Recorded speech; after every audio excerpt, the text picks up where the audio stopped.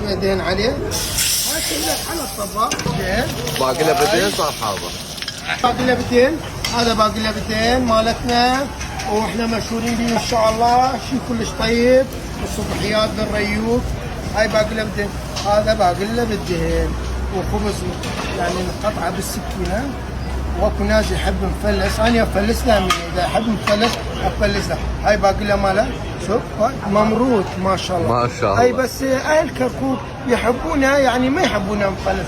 هو انا بالبدايه جبت الباقي له بدين الكركوك، ما سويت التفليس، فتعلموا على هذا. والف عافيه عليهم. وهاي عندنا زيت زيتون، عندنا اكو واحد ما ياكل زيت. هاي زيت زيتون، هاي زيت زيتون، ومال زيت الزيتون كلش طيب. هاي طلب قال واحد ما يحب الزيت. وهاي دهن عليه. اول مره شويه نحرق عليه دهن، شويه دهن عليه.